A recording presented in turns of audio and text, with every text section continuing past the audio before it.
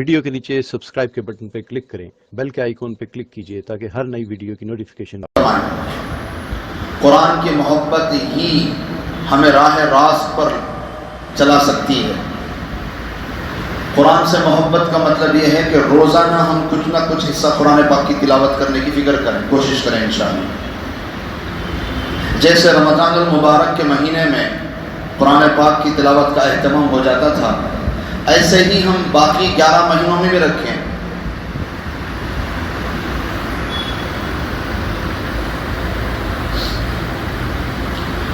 قرآن پاک یہ ہم سب کے لیے آخرت اور دنیا میں دونوں میں نجات کا ذریعہ ہے۔ گہرائی کے ساتھ، ہر دفعہ گہرائی کے ساتھ قرآن پڑھنے کی فکر کریں، اور اس نیت سے پڑھیں کہ یا اللہ اسے آپ نے کتاب ہدایت بنایا ہے، مجھے ہدایت نصیب فرما۔ برکت کے لیے، ایصال ثواب کے لیے، گھر میں سہولتوں کے لیے تو لوگ پڑھتے ہیں، وہ چھوٹا مقصد ہے۔ چیز بڑی ہے، بڑی نیت کریں، اور بڑی نیت یہ ہے کہ اے اللہ میں ہدایت کا طلبگار ہوں۔ ہدی للمتقین، پہلی آیت قرآن کی کہ یہ کتاب ہدایت ہے، صحیح راستے پہ چلنا ہدایت ہے، اللہ کے حکموں پر عمل کرنا ہدایت ہے، آپ صلی اللہ علیہ وسلم کی سنتوں پہ عمل ہدایت ہے، سچائی کی زندگی ہدایت ہے، امانت داری والی زندگی ہدایت ہے، دینداری والا کیریکٹر اور کردار ہدایت ہے۔ جو اللہ چاہیں گے جس موقع پر، جس وقت میں، جس شعبے میں وہ کروں گا، یہ ہدایت ہے۔ اپنے لیے بھی اور پوری امت کے لیے ہدایت کے طلبگار بن کر پھر قرآن کھولیں۔ اکابرین کو جب کوئی مسئلہ سمجھ میں نہیں آتا تھا نا، فقہا کو، تو نیت کر کے، دعا کر کے پھر قرآن پڑھتے تھے کہ یا اللہ مجھے یہ مسئلہ سمجھ آ جائے کہ مجھے مسئلہ سمجھ میں نہیں آ رہا ہے۔ وہ کہاں سے لیتے تھے؟ قرآن سے لیتے تھے کہ یہ سمندر ہے، ساری موتیاں اسی میں ہیں، بس تلاش کرنے والی کی محنت اور جستجو ضروری ہے۔ غلطیاں سب سے ہوتی ہیں، دنیا ہے، معاف کرتے گزریں، بدلہ، انتقام، اس سب چکر میں نہ پڑیں، لوگوں کے قصور کو معاف کرتے رہیں۔ یہ دنیا امتحان کی جگہ ہے، اور امتحان میں تو ہر کسی سے غلطی ہو جاتی ہے۔ اسی لیے بزرگان دین فرماتے ہیں 4 چیزوں کا عادت بنا لو، انشاءاللہ تمہاری ترقی پکی ہے۔ کم کھانا، کم سونا، کم بولنا، کم لوگوں سے ملاقات رکھنا، یہ 4 چیزیں ضروری ہیں۔ زیادہ کھانا بھی صحیح نہیں، زیادہ سونا بھی صحیح نہیں، زیادہ بولنا بھی صحیح نہیں، اور زیادہ لوگوں کے درمیان میں رہنا بھی صحیح نہیں۔ یہ 4 چیزیں انشاءاللہ ترقی خود بخود روحانیت کے اعتبار سے ہوتی رہے گی۔ اللہ پاک ہم سب کو قرآن پاک کو ہدایت کی نیت سے پڑھنے کی توفیق نصیب فرمائے۔ مرد و خواتین کو اللہ قرآن پاک سے ہدایت نصیب فرمائے۔ اعوذ باللہ من الشیطان الرجیم، بسم اللہ الرحمن الرحیم۔ كل الطعام كان حلا لبني إسرائيل إلا ما حرم إسرائيل على نفسه من قبل أن تنزل التوراة قل فأتوا بالتوراة فاتلوها إن كنتم صادقين فمن افترى على الله الكذب من بعد ذلك فأولئك هم الظالمون قل صدق الله فاتبعوا ملة إبراهيم حنيفا وما كان من المشركين صدق الله العظيم۔ ترجمہ، اللہ تبارک و تعالیٰ کا مبارک اور مقدس اور پاکیزہ ارشاد ہے۔ اللہ پاک فرماتے ہیں سب کھانے کی چیزیں نزول تورات کے قبل باستثناء اس کے جس کو یعقوب علیہ السلام نے اپنے نفس پر حرام کر لیا تھا، بنی اسرائیل پر حلال تھی۔ فرما دیجئے کہ پھر تورات لاؤ، پھر اس کو پڑھو اگر تم سچے ہو۔ سو جو شخص اس کے بعد اللہ تعالیٰ پر جھوٹ بات کی تہمت لگائے تو ایسے لوگ بڑے بے انصاف ہیں۔ آپ کہہ دیجئے کہ اللہ تعالیٰ نے سچ کہہ دیا، سو تم ملت ابراہیم کا اتباع کرو جس میں ذرا کجی نہیں اور وہ مشرک بھی نہ تھے۔ صدق اللہ العظیم۔ سورہ آل عمران کی یہ آیت نمبر 90 پر 3, 90 پر 4 اور 90 پر 5 ہے. ان تینوں آیاتوں کا جوڑ اور ربط بھی پہلی آیت سے جڑا ہوا ہے. جیسے کل ہم نے پڑھا لن تنالوا البر حتی تنفقوا مما تحبون، کہ نیکی کامل نیکی تک اس وقت تک نہیں پہنچ سکتے جب تک کہ اپنی محبوب چیز، اپنی مرغوب چیز، اپنی پسندیدہ چیز اللہ کے راہ میں خرچ نہ کرو اللہ کی خوشنودی کے لیے. پوری زندگی میں سب سے محبوب عمر کون سی ہوتی ہے؟ جوانی. بچپن، جوانی، بڑھاپا، ادھیڑ عمر، یہ جو ہماری پوری لائف ہے، پوری حیات ہے، پوری زندگی ہے، اس میں سب سے خوبصورت وقت کون سا لگتا ہے انسان کو؟ جوانی والا. اسی لیے اللہ نے فرمایا جوانی کا ایک سجدہ 70 کے برابر. کیوں؟ جوانی میں سجدہ کرنا بڑا بھاری ہے کہ اپنی جوانی میں دوسرے کاموں کو چھوڑ کر، دوسری خواہشات کی قربانی دے کر آ کر اگر اللہ کے سامنے سجدہ کرو گے، یہ اللہ کے سامنے اپنی محبوب چیز کو قربان کرنا ہے. اسی لیے اللہ نے اس کا مقام کیا کر دیا؟ 1 کا 70 کر دیا، کہ جوانی کا ایک سجدہ 70 کے برابر. کیوں؟ پوری لائف میں تمہارا یہ جو وقت ہے جوانی کا، یہ بڑا عمدہ ہے، یہ بڑا محبوب ہے، یہ قربان کر کے میرے سامنے سجدہ کرو. تو پھر اللہ نے اس کا انعام بھی بڑھا دیا. سبحان اللہ. اور لائف میں انسان کو دیگر چیزوں کے مقابلے میں کھانا پینا بڑا پسند ہے. اچھی چیزیں، اچھے پکوان، اچھی غذائیں، ہر انسان کو کھانا پینا پسند ہے. اسی لیے جب رمضان المبارک میں اللہ نے روزے رکھوائے تو کھانا پینا چھڑوایا.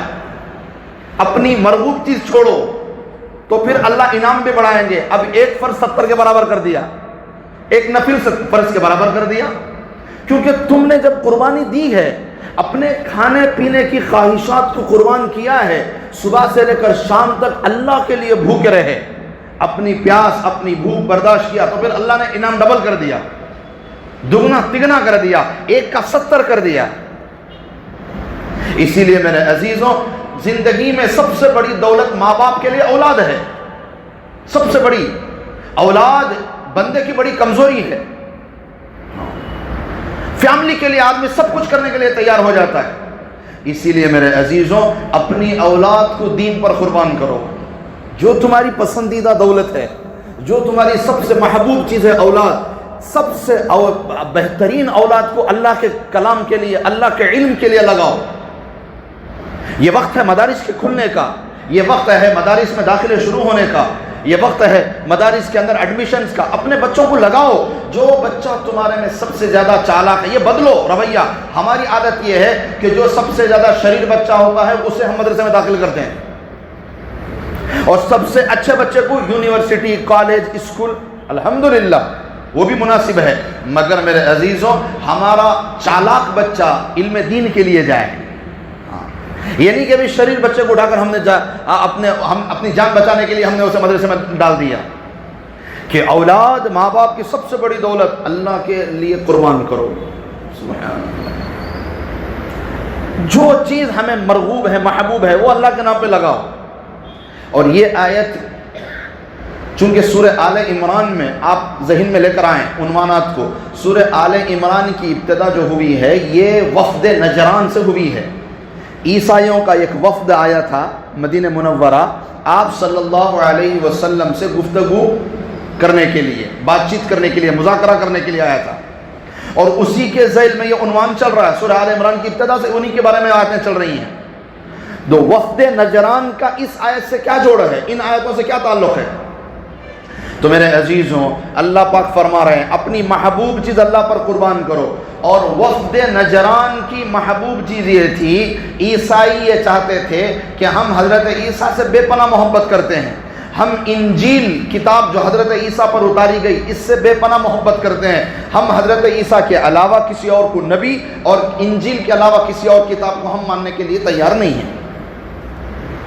ان کی محبوب جو حضرت عیسیٰ تھے، ان کی محبوب چیز انجیل کتاب تھی. تو اللہ کیا فرما رہے ہیں؟ اپنی محبوب چیز کو چھوڑو. اپنی محبوب چیز پر برقرار رہنا یہ اصل نہیں، اللہ کا حکم کیا ہے یہ اصل ہے. تمہاری محبت حضرت عیسیٰ علیہ السلام سے تھی، ٹھیک ہے، مگر اب نبی بدل گئے، اب حضرت محمد صلی اللہ علیہ وسلم آخری نبی ہیں، اپنی محبوب چیز چھوڑو اور نبی پر ایمان لاؤ، آخری نبی کو نبی مانو۔ انجیل سے محبت بالکل ٹھیک ہے، مگر اب اس کا وقت گزر گیا، اس کا زمانہ گزر گیا، اب انجیل چلی گئی، اب قرآن آیا ہے، اپنی محبوب چیز کو چھوڑ کو قرآن پر ایمان لاؤ۔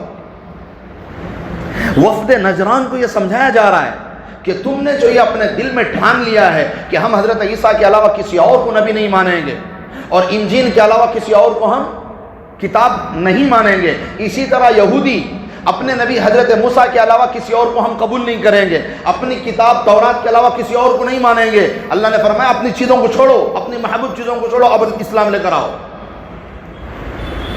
یہ ان کا ربط ہے اس آیتوں سے، اللہ تعالیٰ ان کو یہ سمجھانا چاہتے ہیں۔ اب آگے اللہ فرما رہے ہیں کل الطعام کان حلا لبنی اسرائیل، سارے کے سارے کھانے کی چیزیں تورات کے نازل ہونے سے پہلے سب حلال تھیں۔ کیا مطلب؟ یہودی اور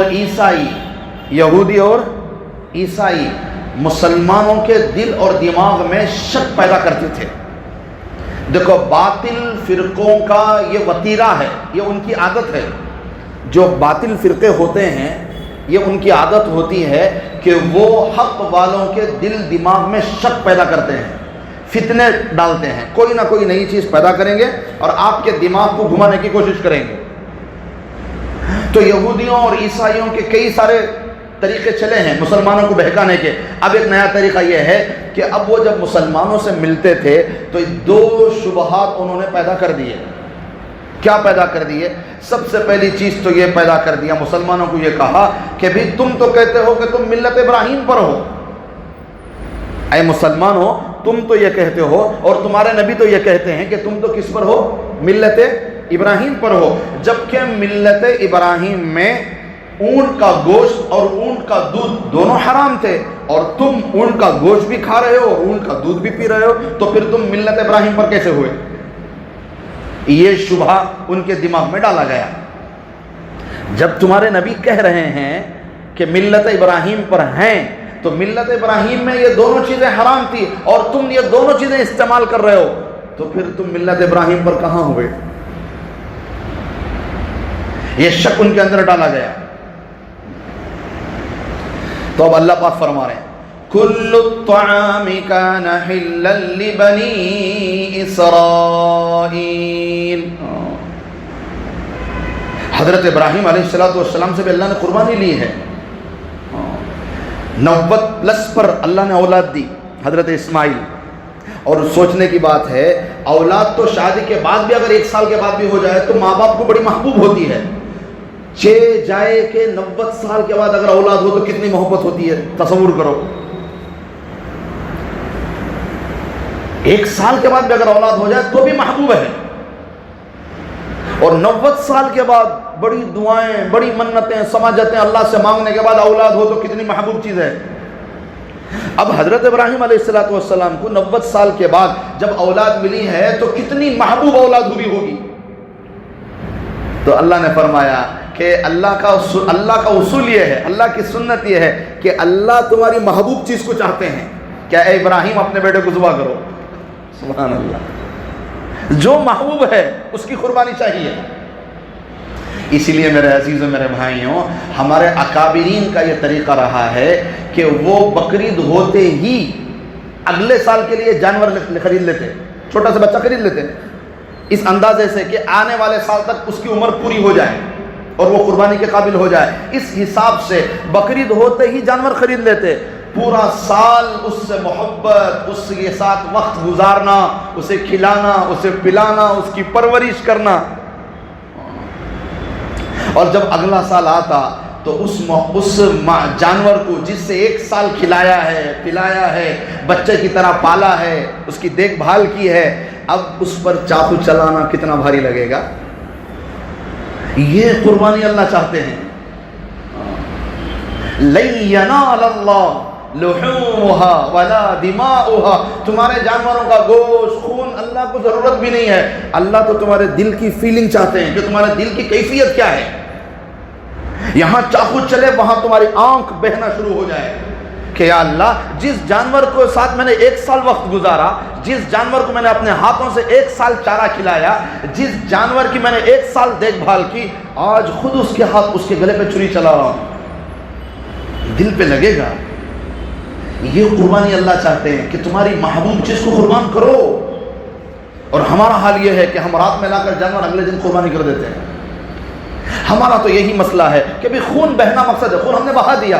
یہ وہی ہے نا جو حاضری لگا دی، نماز میں حاضری لگ گئی، قربانی میں حاضری لگ گئی، تمہاری قربانی ہو گئی، اس سے منع نہیں ہے. جو اللہ چاہتے ہیں نا وہ کیفیت نہیں پیدا ہوگی. عبادتوں کا مقصد تو یہی ہے کہ ہم ہر عبادت کے بعد اللہ کے اور زیادہ قریب ہو جائیں. یہ عبادت کا مقصد ہے. ہماری ہر نماز اللہ کے ہمیں اور قریب کرے، ہمارا ہر رمضان اللہ کے ہمیں اور قریب کرے، ہماری ہر قربانی ہمیں اللہ کے اور قریب کرے، ہماری ہر مرتبہ کی زکوٰۃ اللہ کے اور قریب کرے. رمضان کے بعد ہم قریب ہونے کے بجائے دور ہو جاتے ہیں. اللہ معاف فرمائے. وہی آسمان، وہی زمین، وہی رات، وہی دن، وہی نمازیں، وہی مسجدیں، وہی قرآن، وہی میں اور تم. بس رمضان ختم ہوا ہے اور ہماری مسجدیں ویران ہو گئی. حاضری لگانا الگ چیز ہے، دل سے عبادت کرنا الگ چیز ہے. 1 سال سے پال پوس کر اکابرین قربانی دیتے تھے جانوروں.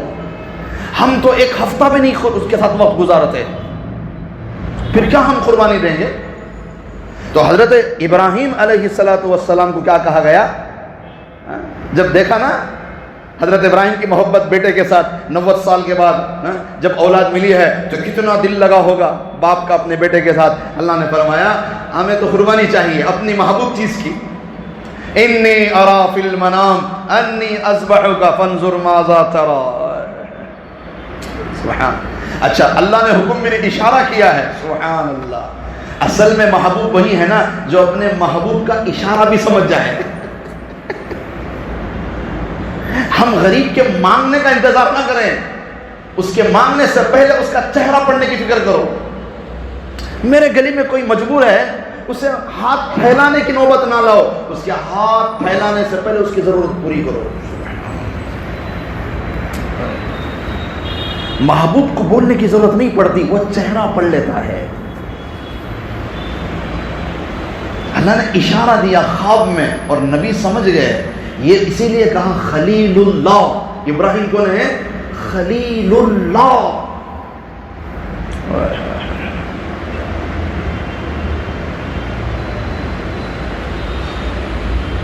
اللہ کا دوست ہے. اور کسی نبی کو یہ لقب نہیں ملا. خلیل اللہ. ابراہیم تو میرے دوست ہیں. سبحان اللہ. یوں کرو نا قربانی اللہ کے نام پہ اپنی محبوب چیز کو. جب انہوں نے اپنی محبوب چیز کو بھی قربان کر دیا اللہ کے لیے، اپنے بیٹے پہ بھی چلائی چھری، تو اللہ نے کہا قد صدقت الرؤیا.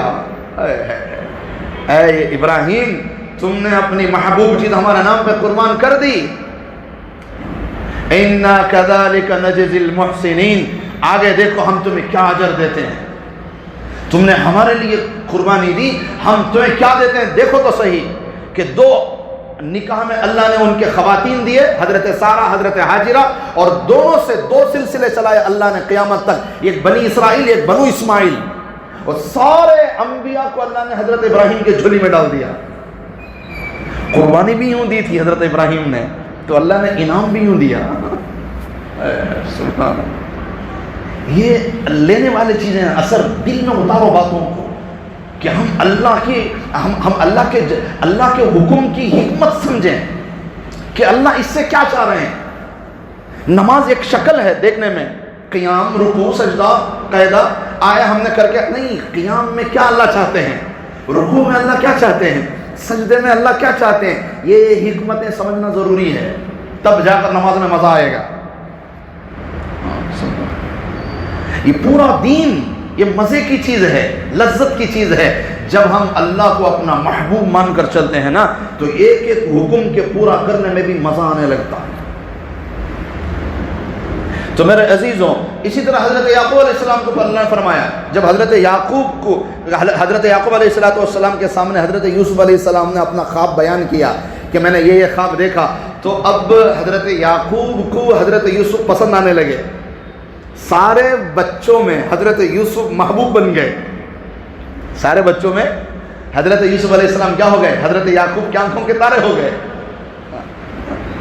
تو اللہ نے فرمایا کہ اے یعقوب ہمارا تو طریقہ یہی ہے کہ ہم محبوب چیز چاہتے ہیں, اب تمہاری محبوب چیز حضرت یوسف ہیں, قربانی تو بنتی ہے. سبحان اللہ.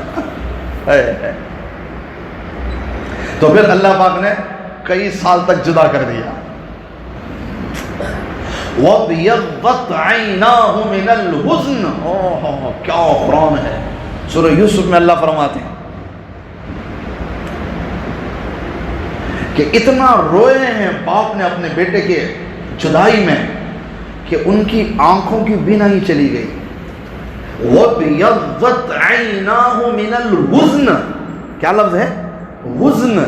بیٹے کی جدائی میں آنکھیں گئیں, بڑھاپے کی وجہ سے نہیں گئی. سبحان اللہ, کیا اللہ کا کلام ہے. بڑھاپے کی وجہ سے حضرت یعقوب کی آنکھیں نہیں گئی, بیٹے کی جدائی میں اتنا رویا ہے. ایک لفظ بتا رہا ہے باپ کے دکھ کو کہ کتنا دکھ انہوں نے کیا ہے. ایک جملہ وَابْيَضَّتْ عَيْنَاهُ مِنَ الْحُزْنِ. سبحان اللہ. محبوب تھے نا حضرت یوسف, تو اللہ نے کہا قربانی دو. پھر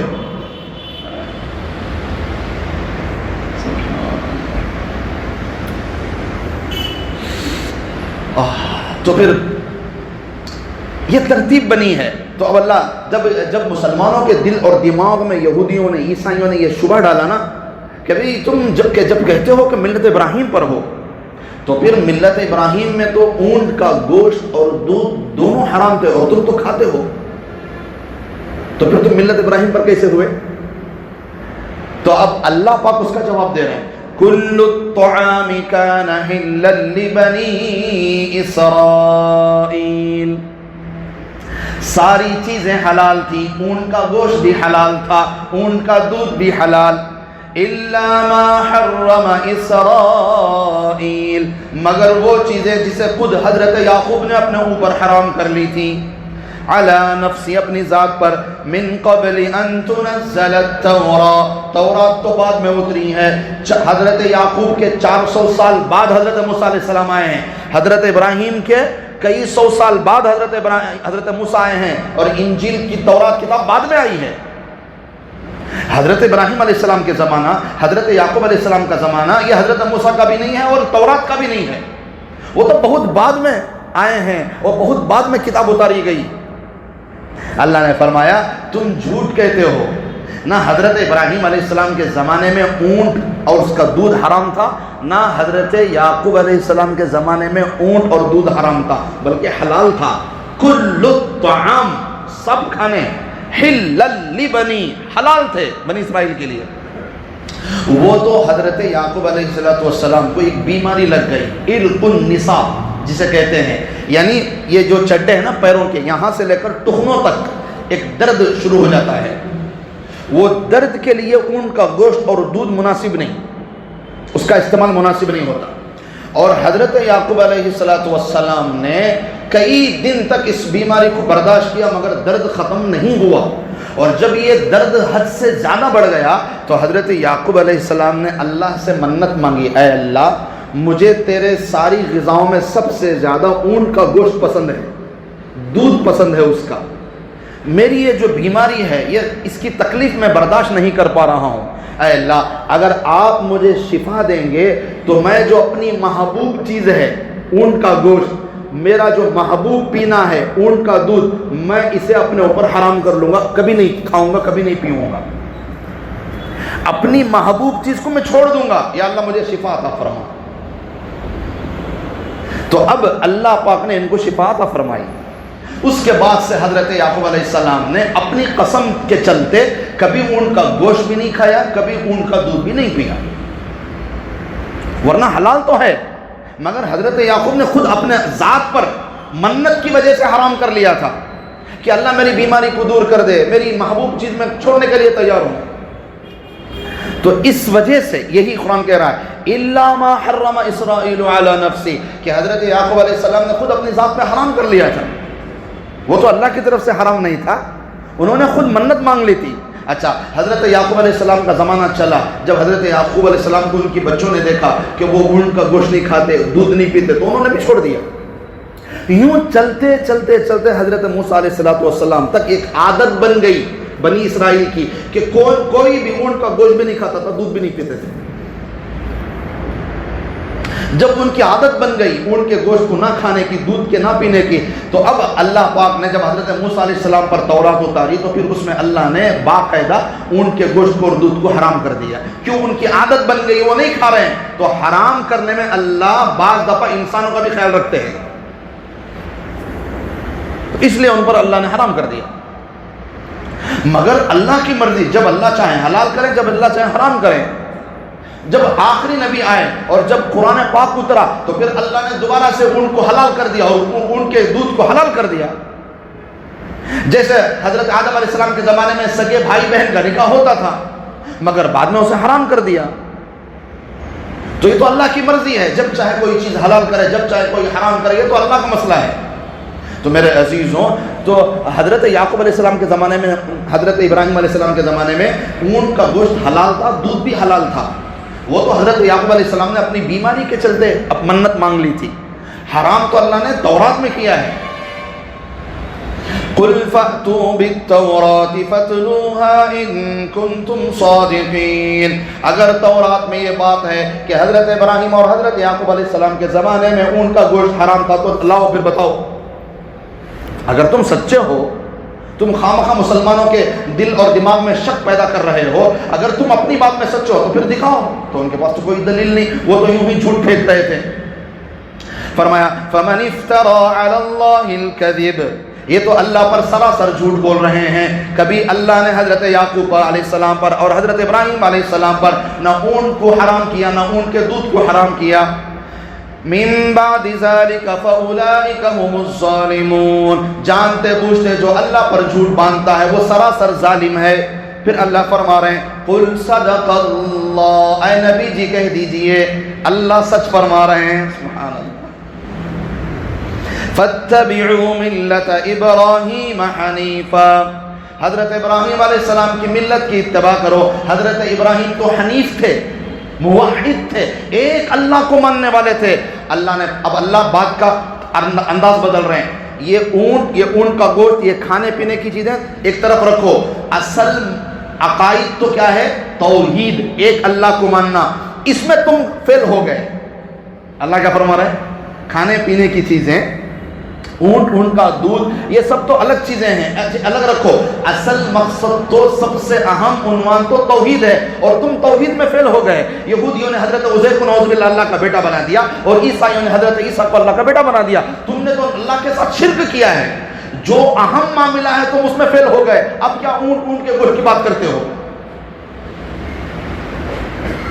ابراہیم حنیفہ، حضرت ابراہیم تو حنیف تھے، موحد تھے، پکے سچے.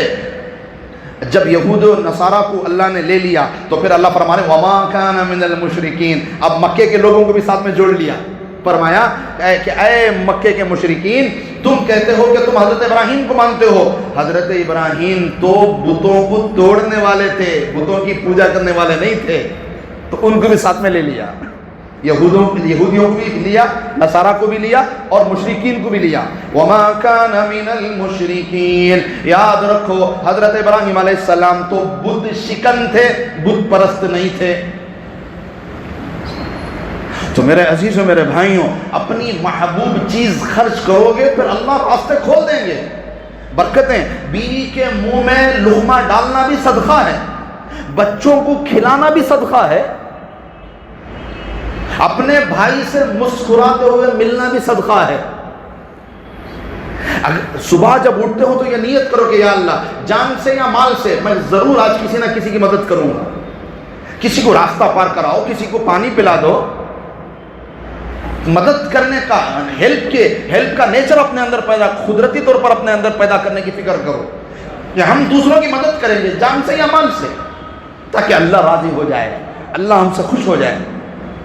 ایک وفد آیا یہودیوں کا آپ صلی اللہ علیہ وسلم کے پاس، کیا ہے نبی جی کچھ سوالات ہیں، اگر آپ جواب دے دیں گے تو پھر ہم آپ کی بات ماننے کے لیے تیار۔ نبی نے فرمایا کیا میں نے آپ کے سوالوں کے جواب دیے تو آپ اسلام قبول کرو گے؟ انہوں نے کہا ضرور، کیوں نہیں۔ تو پھر آپ صلی اللہ علیہ وسلم نے فرمایا تو پھر اپنے سوالات پوچھو۔ تو یہودیوں نے پہلا سوال یہ کیا کہ وہ کون سی چیز ہے جس پر اسرائیل علیہ السلام یعنی حضرت یعقوب علیہ السلام نے اپنے آپ پر حرام کر لیا تھا، وہ کون سی چیز ہے؟ تو پھر حضرت آپ صلی اللہ علیہ وسلم نے فرمایا کہ وہ چیز اونٹ کا گوشت اور دودھ ہے۔ تو یہودیوں نے کہا کہ بالکل آپ نے صحیح جواب دیا۔ تو نبی نے آسمان پر سر اٹھا کر کہا کہ اے اللہ آپ گواہ رہے، میں نے ان کے پہلے سوال کا جواب ٹھیک دے دیا۔ پھر انہوں نے دوسرا سوال کیا کہ یہ میاں بیوی کو کبھی لڑکے کبھی لڑکی پیدا ہوتے اس کا کیا مسئلہ ہے؟ تو پھر اس کا کہا کہ جس کا پانی غالب اولاد وہ اعتبار سے، مرد کا پانی غالب تو پھر لڑکا پیدا ہوگا، عورت کا پانی غالب تو لڑکی پیدا ہوگی۔ تو انہوں نے کہا بالکل آپ نے صحیح جواب دیا۔ تو پھر نبی نے فرمایا اے اللہ آپ گواہ رہے ہیں، میں نے ان کے دوسرے سوال کا جواب بھی صحیح دے دیا۔ تو انہوں نے تیسرا سوال کیا کہ نبی کے نیند میں اور عام آدمی کے نیند میں کیا فرق ہے؟ تو پھر آپ صلی اللہ علیہ وسلم نے فرمایا جب نبی سوتے ہیں تو ان کی آنکھ سوتی ہے، دل نہیں سوتا، اور عام آدمی جب سوتا ہے تو اس کی آنکھیں بھی سو جاتی ہیں، دل بھی سو جاتا ہے۔ تو انہوں نے کہا بالکل آپ نے سچ کہا۔ تو نبی نے فرمایا کہ اے اللہ آپ گواہ رہے ہیں، میں نے ان کے تیسرے سوال کا جواب بھی ٹھیک دے دیا۔ پھر انہوں نے چوتھا سوال کیا کہ اے نبی جی وہ کون سا فرشتہ ہے جو انبیاء پر وحی لاتا ہے، اللہ کی طرف سے پیغام لاتا ہے؟ تو پھر آپ صلی اللہ علیہ وسلم نے فرمایا کہ وہ حضرت جبریل علیہ السلام ہیں۔ تو اس پر انہوں نے وابلہ مچایا، انہوں نے کہا اگر آپ میکائیل کہتے تو ہم مان لیتے، اگر آپ کسی اور فرشتے کا نام لے لیں تو ہم مان لیتے، حضرت جبریل کو نعوذ باللہ ہم نہیں مانتے۔ انہوں نے یہ کہا کہ بھئی کیوں، یہ فرشتہ تو عذاب لے کر آتا ہے، ہم اسے نہیں مانتے۔ سورہ بقرہ میں گزرا ہے، آیت نمبر 90 پر 7 اور 90 پر 8 میں گزرا ہے، قل من کان عدوا لجبریل 90 پر 7 من کان عدوا للہ وملائکتی ورسلی وجبریل ومیکال فإن اللہ عدو للکافرین، آیت نمبر 98 سورہ بقرہ۔ اس میں اللہ نے فرمایا جو جبریل سے دشمنی کرے گا گویا کہ وہ اللہ سے دشمنی کرنے کے برابر ہے۔ ارے بھی جبریل علیہ السلام تو ایک قاصد ہیں، ایک پیغمبر ہیں، ایک پیغام لانے والے ہیں، ان کا کیا مسئلہ؟ اگر کسی قوم پر عذاب بھیجنا ہو تو وہ اللہ کا فیصلہ ہے۔ اب تو یہودیوں نے، عیسائیوں نے کہا، یہودیوں نے کہا، بنی اسرائیل نے کہا جبریل سے ہم دشمنی رکھتے ہیں اس لیے کہ وہ کبھی بھی عذاب کو لے کر آتا ہے۔ جیسے کچھ لوگ نہیں بولتے جب وہ اپنی بیوی کو 3 مرتبہ طلاق دے دیتے ہیں اور کسی عالم دین سے پوچھتے ہیں کہ میں نے 3 مرتبہ طلاق دیا کیا مسئلہ ہے؟ اب وہ کہیں گے 3 مرتبہ بولتے ہیں تو ختم حساب نہیں ہوتا بھی کبھی، یہ حضرت اس برابر نہیں کرتی۔ اس میں حضرت کا کیا قصور؟ انہوں نے وہی مسئلہ بتایا جو کتاب قرآن میں ہے، حدیث میں ہے، مگر تمہیں کیا بولتے ہیں نو برابر نہیں، گھر توڑنے والے۔ ارے ابھی پکارے سو تمہیں گھر توڑنے والے انہیں کیسے ہوگا؟ ایسا عذاب تو اللہ کی طرف سے آیا ہے، اور حضرت جبریل سے دشمنی کیوں؟ مگر انہوں نے بولے ہم ایسے نہیں مانتے، خامخواہ بہانے کی ضرورت تھی، انہوں نے بہانہ کر کے اڑ، کیونکہ وعدہ کیا تھا نا کہ جب آپ ہمارے سوالات کے جوابات دیں گے تو ہم کیا کریں گے؟ اسلام قبول کر لیں گے۔ تو اب تو وعدہ توڑنا تھا تو یہ بہانہ بنا کر وہ اڑ گئے۔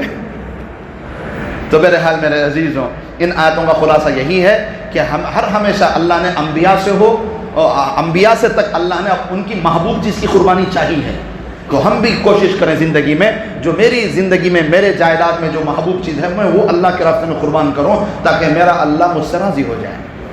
اللہ تعالی ہم سب کو قرآن پاک کو صحیح سمجھنا، اس پر عمل کرنے کی توفیق نصیب فرمائے۔ الحمدللہ۔